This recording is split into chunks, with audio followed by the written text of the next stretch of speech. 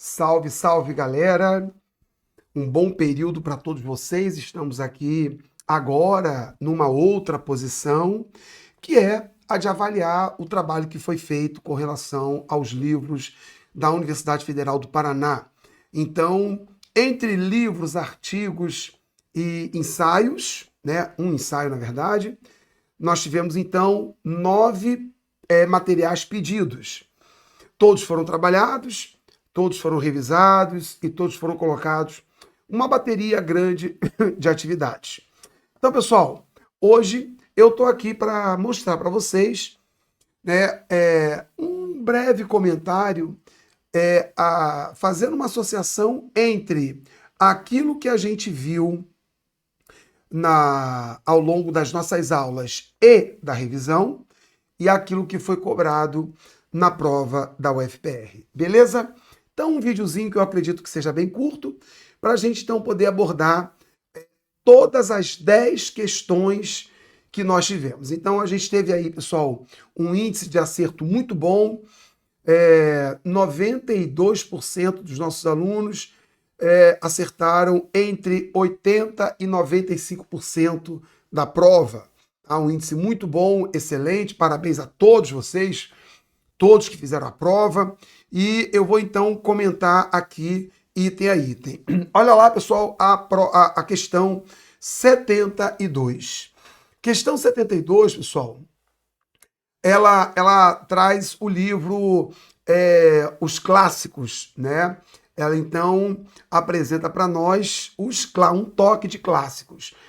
A letra D é a letra correta e ela diz assim: o critério de seleção operante nesse processo é dado pelo significado que certos fenômenos possuem tanto para o pesquisador como para a cultura e a época em que estão inseridos, pois é na consideração de ambos os registros que será possível o ideal de objetividade e inteligibilidade nas ciências sociais. Então, pessoal, a palavra ideal, ela já aponta o autor que ela quer, e ela já aponta, né, ela já dá um spoilerzinho da alternativa correta. E com relação ao autor, que era o Max Weber, né, nós tínhamos outras opções, outras alternativas, em que trazia alguns elementos do Weber que estavam absolutamente incorretos. Um deles era a questão da neutralidade. Tivemos alternativas que diziam que o Weber defendia a neutralidade. Nós vimos isso, né, pessoal? Vimos muito nas aulas. Quem defende a neutralidade é o Durkheim.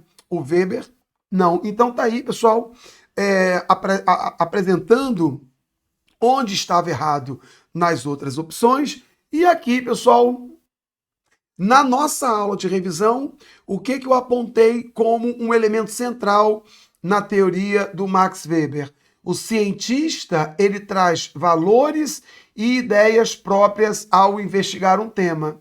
Esses valores e ideias próprias ao investigar um tema está ali no item cultura e época, tá? Onde está inserido o investigador.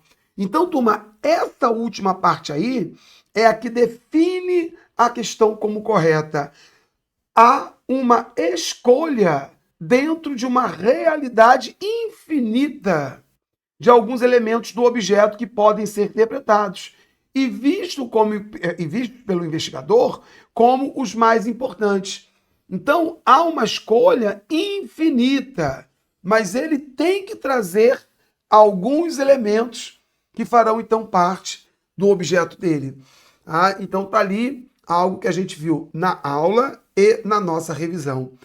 A questão, pessoal, 73, ela traz aquele livro que eu havia apontado para vocês como um livro maravilhoso sobre as mulheres, né? As pioneiras da sociologia. E a alternativa correta apontava isso aqui, ó. O trabalho de teorização de mulheres na sociologia contribui para pensar a relação entre gênero e as diversas instituições. Perfeito. A questão que o livro traz era fundamentalmente essa dimensão de gênero que era a grande especificidade da obra, as pioneiras da sociologia. E foi a coisa que a gente mais bateu, né? Fosse na aula dada, fosse no resumo. Inclusive, no resumo, como a gente pôde canalizar os nossos esforços para a questão do gênero, então ficou bem evidente no resumo que a dimensão de gênero foi o elemento central na obra das mulheres. Algumas alternativas diziam assim, nessa obra tenta substituir os clássicos. Não, em hipótese alguma se tenta substituir. A intenção dessa obra é agregar todo o trabalho de pesquisa que mulheres também fizeram na mesma época em que nasceu a sociologia, certo? Na questão, pessoal, 75, vem aí o livro do Fanon. E o livro do Fanon também na nossa revisão, a gente abordou, né, um elemento central que é, olha lá o item correto, o racismo não deve ser compreendido como um fenômeno social isolado. Isso aqui a gente abordou na nossa revisão, na nossa super revisão.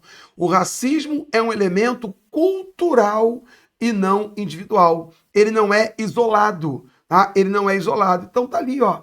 O racismo, cultura e ele sendo um elemento de uma sociedade como um todo, produzido para se gerar esse ódio, essa discriminação, essa desvalorização com relação ao outro.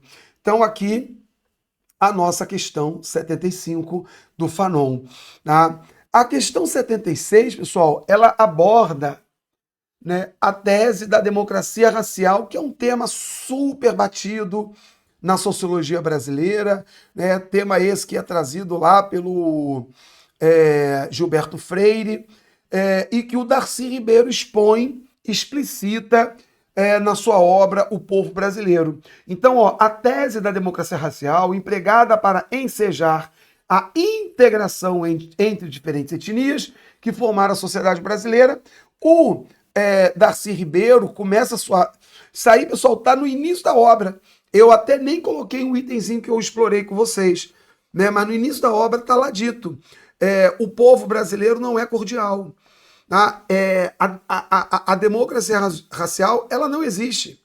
Ela é uma farsa, ela é uma mentira. Ela vende a ideia de uma falsa integração.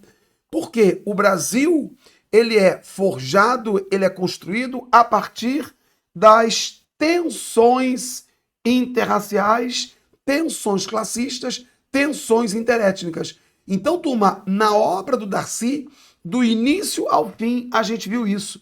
Então, o negro não é inserido, o pobre não é inserido, o índio não é catalogado. Tá? Então, você tem processos discriminatórios em toda a obra do Darcy Ribeiro, caindo, então, na letra E, a tese de que a democracia racial, ela te inclui, quando, na verdade, ela te exclui. Tá? Na questão 77, a gente volta para os clássicos, né? E aí, turma, eu vou dizer uma coisa que a letra A, C, D e E, você pode negá-las. Ali você nega as 5, as 4 fácil. Mas vamos para a letra B. Marx e Engels questionavam o materialismo Feuerbachiano, de Feuerbachiano, que se limitava a captar o mundo como objeto de contemplação da consciência religiosa. Então, para ambos, Marx e Engels, a alienação estava associada às condições materiais de vida. Olha o que a gente abordou, pessoal, muito na nossa revisão. Ó, estudar as condições materiais de existência são fundamentais em Marx e Engels. Tá? Então, as condições materiais é a grande base da teoria de Marx e Engels para se entender como que a sociedade funciona. Então, aspecto fundamental para nós. A gente tem, então, na questão 78, ali, ó, essa estava bem fácil, né, pessoal? Mas alguns alunos vieram tirar dúvida comigo depois da prova, mesmo alunos que não estavam matriculados no Reverbera, e é claro, evidente, eu tirei essas dúvidas, tá? E eles comentaram, pô, professor, essa aqui eu fiquei em dúvida com relação à letra A. A letra D, então, pessoal, ela fala sobre o método científico, desculpem, o método cartesiano para se chegar a um caminho correto para o conhecimento. Ó, bateu aqui. Ó, pessoal, muita gente brincou comigo. Ah, professor, e a pirâmide invertida, a pirâmide invertida? Não, moçada, não é uma pirâmide invertida. Na verdade, ela é o quê, pessoal? Ela é um funil. Ela é um funil, onde você começa de uma boca larga e vai reduzindo. Então, o que o Descartes está dizendo para nós? Nós precisamos alcançar um método e esse método tem que partir do mais simples para o mais complexo. Isso também estava lá na nossa aulinha de revisão, do mais simples para o complexo. Aí eu não vou colocar o funil inteiro para a gente poder ganhar tempo, tá, pessoal? Mas, olha a letra D. Seguir a ordem progressiva dos pensamentos, dos mais simples aos mais complexos, sem dúvida nenhuma. Questão 7 e 9, a Nancy Fraser, né, os dilemas da redistribuição e do reconhecimento. Então, a letra E é uma letra sem problema nenhum. Falamos isso no começo da aula, falamos isso em toda a nossa aula de revisão da Nancy Fraser. Então, tá ali, ó. A lógica da redistribuição é a de acabar com a diferença entre os grupos. A lógica da redistribuição é acabar com a diferença. Enquanto que a lógica do reconhecimento é valorizar a diferença. Olha só esse trechinho da aula para que não fique nenhuma dúvida. Redistribuição vem de uma injustiça econômica, está presente na estrutura econômico-política da sociedade, tá? Ela está vinculada à exploração, marginalização e privatização, privação de bens. Então, o que nós temos que buscar? A desdiferença. Então, ó, acabar com a diferença. Bati muito nessa tecla com vocês. Bati muito nessa tecla. Então, eu vou bater na desdiferença, que é o termo que ela usa. E na prova apareceu acabar com a diferença. É a mesma coisa. E na injustiça cultural simbólica, a gente então tem está presente nos padrões sociais de representação, onde você tem a dominação cultural, o ocultamento, o desrespeito ao outro. Então, a gente busca reconhecer a diferença, valorizar a diferença. Então, na Nancy Fraser, a 79, foi uma questão até fácil, onde se valorizava o quê, pessoal? Na lógica da redistribuição, eu tenho que acabar com a diferença entre ricos e pobres. Na lógica do reconhecimento, eu tenho que ver a diferença, entender que há uma diferença. Beleza? Questão 80, então, pessoal. A intolerância é um crime passível de punição, pois coloca em risco a sociedade. Tecla que nós mais batemos no Voltaire. Batemos muito aí nessa tecla, né, pessoal, do Voltaire. Batemos muito nessa tecla. A intolerância é um crime passível de punição. Punir não é ser intolerante. Punir não é ser intolerante, é combater a intolerância. Então tá aqui, ó. O ato de violência cometido por um homem ou grupo humano, motivado pela intolerância, deve ser punido. Isso está na obra do Voltaire. Nós trabalhamos isso também na nossa revisãozinha. Então, para o Voltaire, a violência tem que ser punida. A intolerância tem que ser punida também. Na questão 81, pessoal, aí o item eu bati, né, pessoal? Desde o início, eu bati na tecla de que esse item era o item mais problemático, né? Esse livro, né? Esse ensaio, né? Esse ensaio foi realmente, sem dúvida nenhuma, um ensaio mais difícil, um ensaio mais problemático. Então vamos lá. A letra B, pessoal, é a letra correta. Mas muita gente também me procurou e colocou a A e a B como alternativas que eles colocavam em dúvida. Então vamos lá, pessoal. Letra B. É a correta. B é a correta.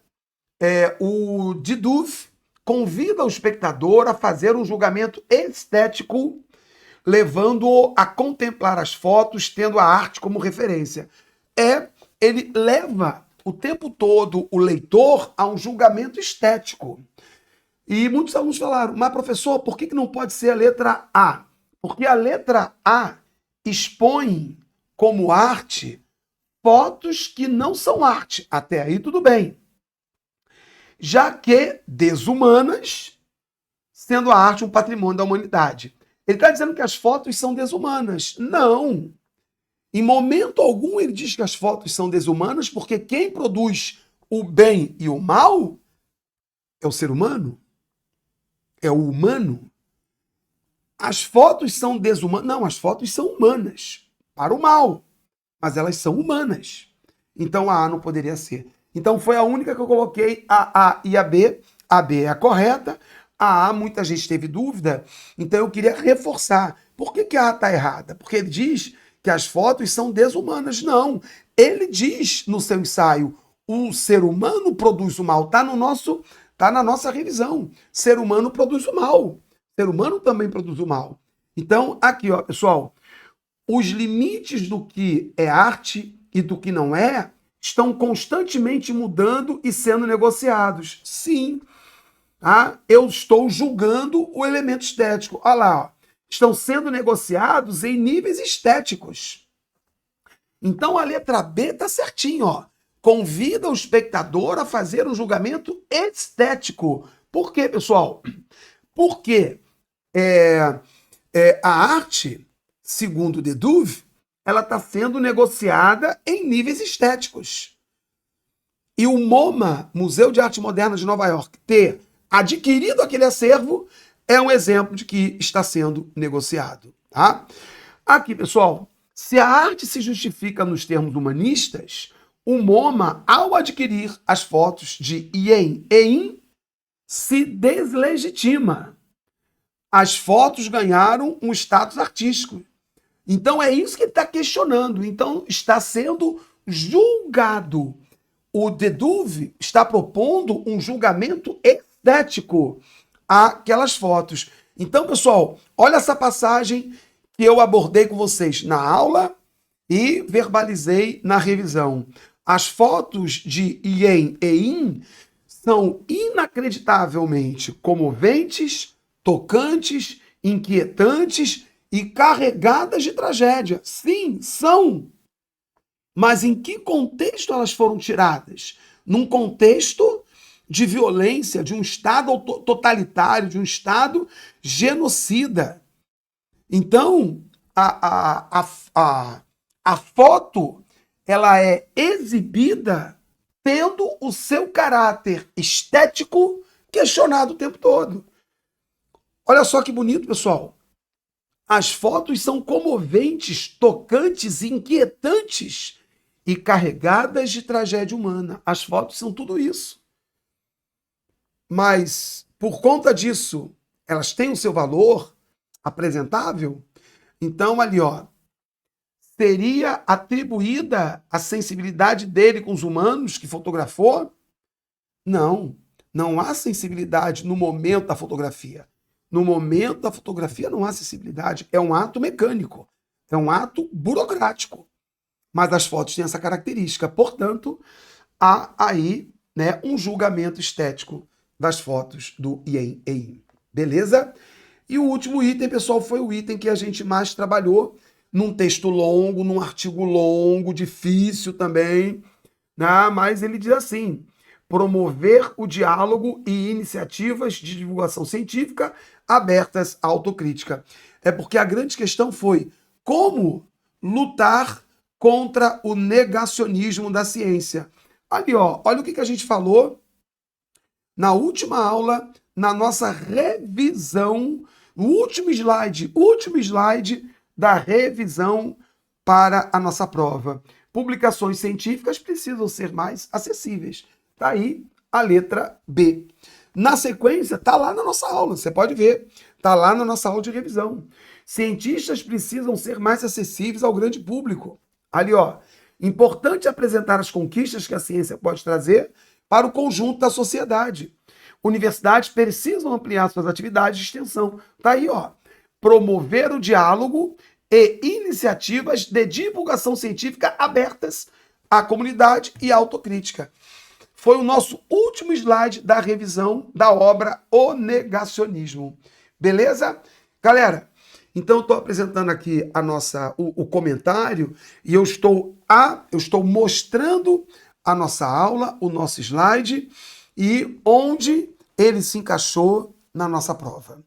Então, com isso, eu quero deixar bem claro e, mais uma vez, mostrar para vocês que nós estamos no caminho mais do que certo para a UFPR. E aí eu quero deixar um recadinho para você da UFSC.